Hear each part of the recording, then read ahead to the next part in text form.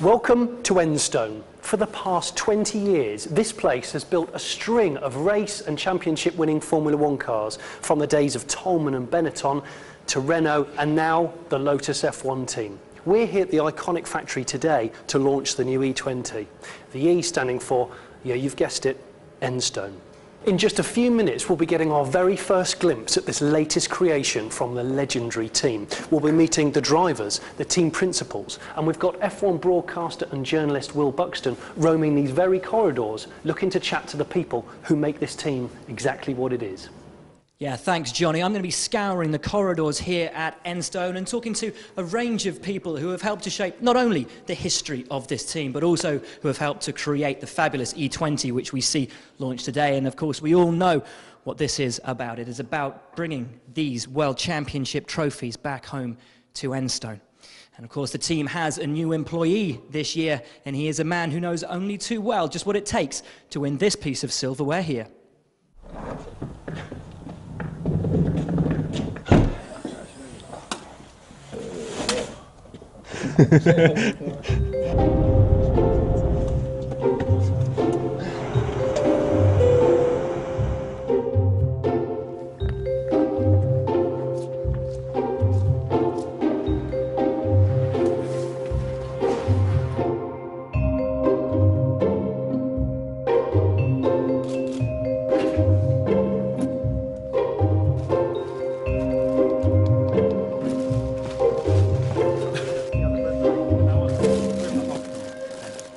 We need more.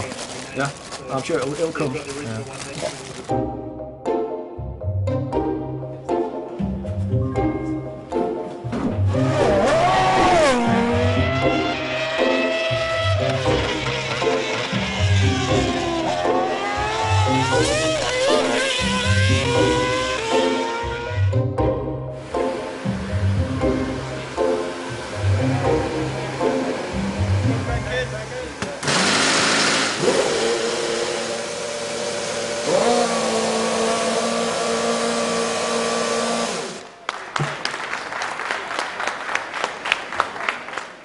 Okay, this is it. The time has finally arrived to unveil the new car. I've been joined by the Lotus F1 team drivers, Kimi Raikkonen and Romain Grosjean, to do the honours. Gentlemen, please derobe the new E20.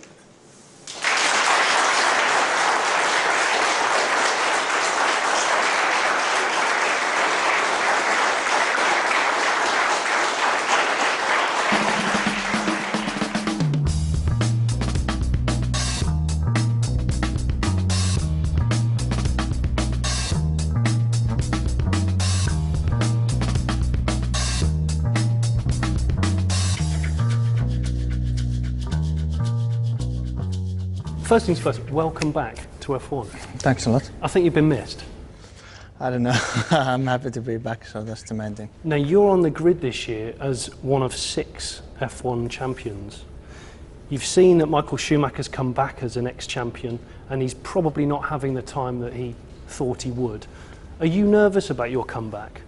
Not really. I mean, it will be something slightly different than it used to be when I was in Formula One with a different team.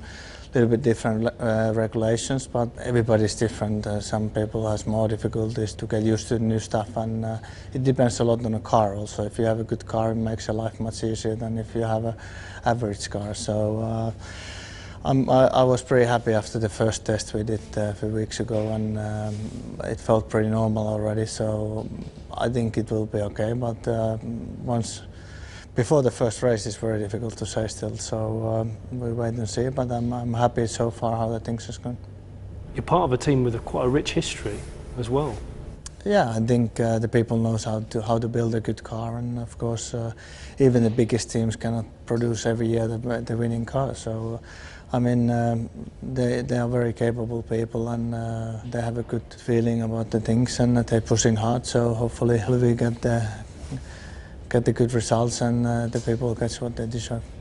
Kimi, it's been an absolute pleasure. All the best for the 2012 season. Yeah, thanks a lot. Thank you. Kimi Raikkonen. I've been joined here by Romain Grosjean. Now, although your teammate, Kimi, is an F1 world champion, you're a world champion yourself, but in GP2. So does that inspire you with confidence? Hopefully. No, I think last year, 2011, was a fantastic season for myself. With the GP2 title, the Friday morning with the team, and all the time I could spend with the guys on the racetrack as a third driver. And I'm feeling quite good before the season. Very happy to be here for sure. I'm very proud to be chosen as one of the drivers. Do you think that you're going to learn a lot from Kimi? It's going to be a bit of a mentoring situation. Do you think you might be able to show him a thing or two? Well, so far I have a little bit more knowledge about the Pierre tires, but I think I will be able to get a lot from him. We need to work hand in the end to bring the team as forward as possible, which is our main goal. And as I said, I'm very happy to be alongside him. It's good for me, it's good for the team, and hopefully we can make something strong. We are all expecting a lot about this year. I've seen the car almost from the beginning to the end of the building, which has been nice to spend with the guys and the fire up and so on. And I think we're all expecting to see what will be the car on track. And after the first 4 days of testing, I think we will have a good idea of how we will be during the season. Ladies and gentlemen, Romain Grosjean. Well, where are you at? If you've ever wondered just how many people it takes to design a Formula One car, take a look around here. We are in the very heart of Enstone's design office, and the guys already hard at work, running their fingers to the bone on the iterations of the E20, which we'll see at the opening races of the 2012 Formula One season. And in here, a very important man indeed, Phil Adey, who is the design office manager. Phil, thank you so much for welcoming us here today. And you haven't been with the team very long, just 5 weeks, as I understand it. But even so, seeing this car launch today, it must be a great occasion. Yeah, I think it is. I mean, even though I've been only here 5 weeks, I've not been involved in the design, but you can see all the efforts all the designers have been putting in over the last few months, and obviously their efforts come to a culmination with the launch. So it's really satisfying on their behalf as well as from a natural interest. Now, we've been speaking today to people who've been involved with this team for a number of years. You yourself, just 5 weeks, but how have you found it here and how are you settling in at Enstone? Yeah, it's a very, very nice place. I think that what you have here is you have a nice, tight, compact team who are, have been in Formula One for a long time, but there's a lot of excitement. It's a new season, a new car, new driver lineup. I think there's a lot of excitement about Kimi joining the team. There's a real buzz about the place, and you can't help but feel that. And finally, I guess the one question that I'd like to know is there anything here that's, I guess, taken you by surprise since you've joined? Yeah, I think one thing that has surprised me, we have a graduate training program for young graduates who want to become designers to get a foothold in a team like this. And you can see young guys, young women come into this as an engineering and really enjoy it. And that is quite unique and special. And yeah, that's a real pleasant surprise. Couldn't agree with you more, Phil. Thank you very much for your time. And there we go, just goes to show on the day that the team launches their newest challenger, Lotus F1 team already looking to the future. I'm with Jerome D'Ambrosio, the third driver in the Lotus team.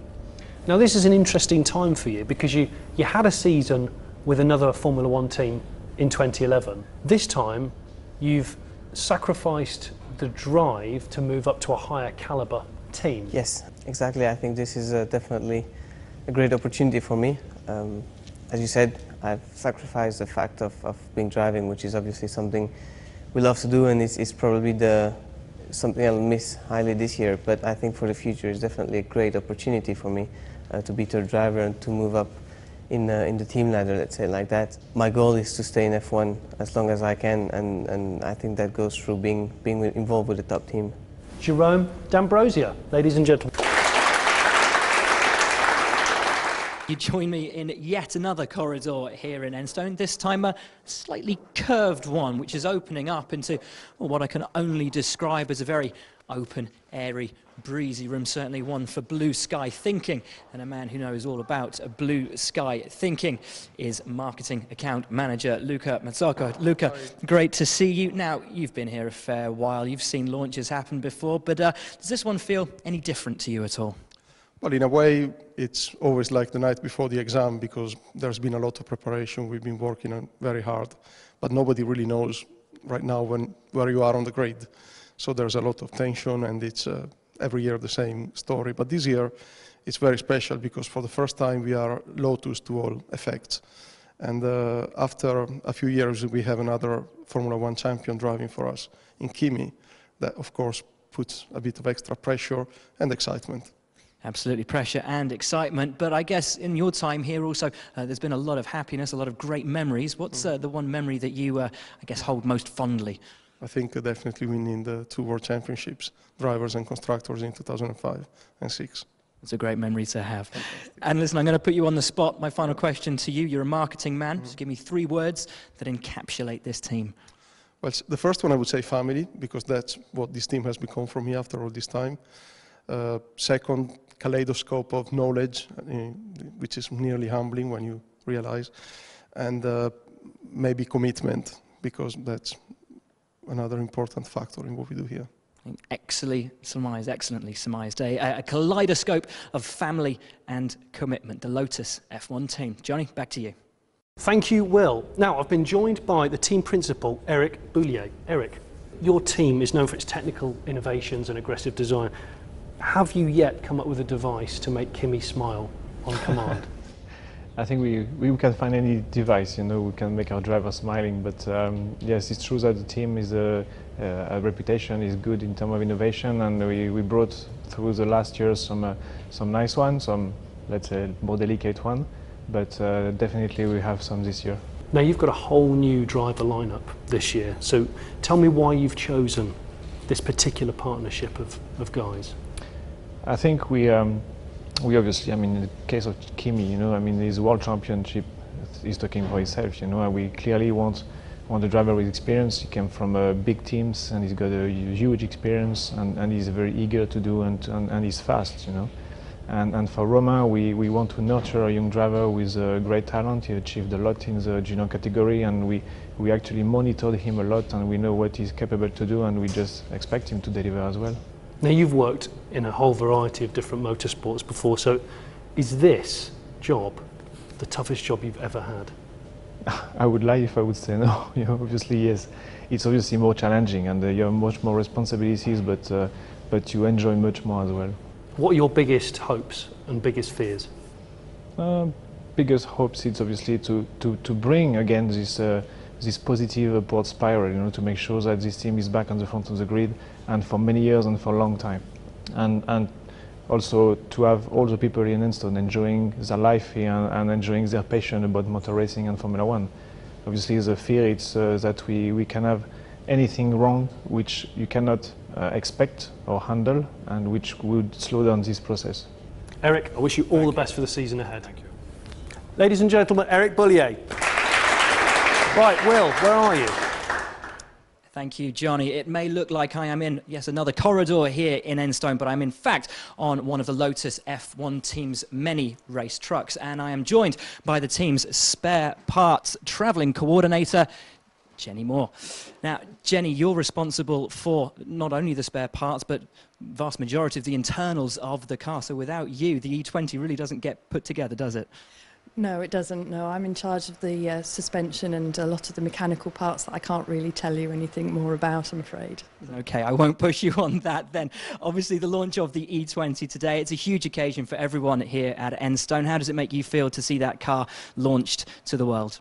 Very proud, yes. We work very hard here all year round, all the designers and everybody in the machine shop and fabrication and the like and composites work really hard to make sure that we have the parts we need to build it. So to actually sort of see it going together, yes, it's very proud.